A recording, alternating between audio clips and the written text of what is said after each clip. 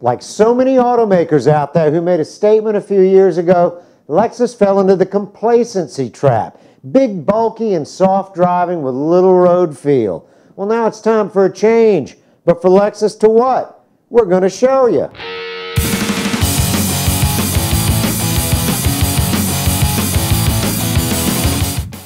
I'm Michelle Rahal with the Drive Channel and thedrivechannel.com. Last episode we looked at the Porsche Cayenne Turbo S with Marcy Meredith.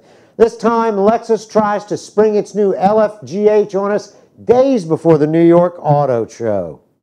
In an effort to depart from its much copied look, admit it, Lexus, Infiniti, BMW, and Mercedes, you were all copying each other. Lexus pops out with a contradiction of styles in its new concept car, the LFGh. The purpose was to combine difficult design elements that wouldn't normally go together. Okay, guess what? Some of them didn't. They still don't look as if they belong together. But if this is a design exercise meant to show what they're going to incorporate in the future models, I think it probably works. I've got to admit I find the design evolutionary a lot more than revolutionary, but I think it's intriguing if you take it in separate views.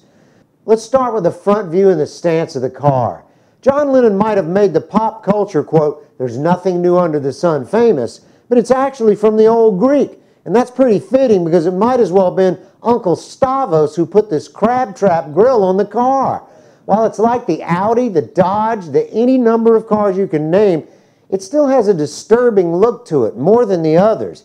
I don't know if I mind that, but they didn't achieve what they intended, and that was to blend unlike concepts and make them work.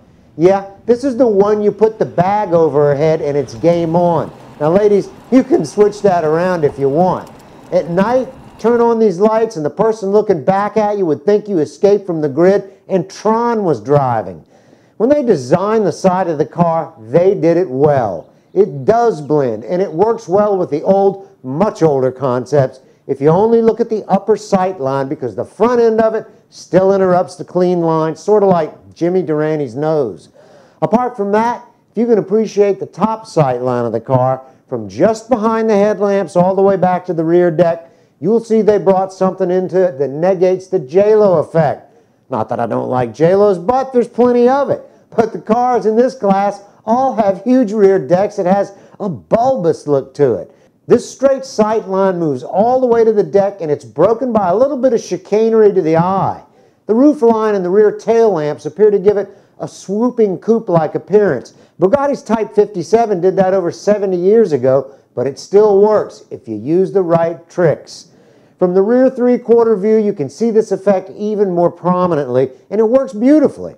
Look at the rear deck that's canted inward along with the tail lamps. Your eye's drawn to that coupe-style flow, and at the same time, it's killed that whale tail look. It truly looks more like a rear spoiler treatment. It's even more noticeable when moving toward the side view.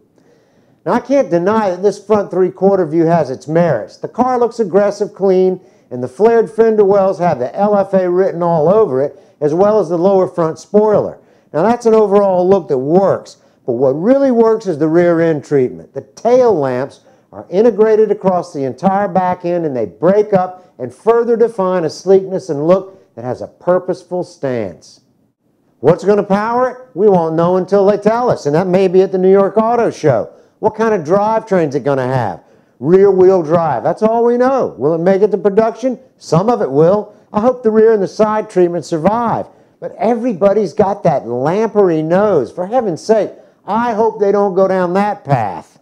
For the Drive Channel and thedrivechannel.com, I'm Michelle Rahal. Next episode, it's the Mercedes A-Class with Marcy Meredith. This is one cool little car.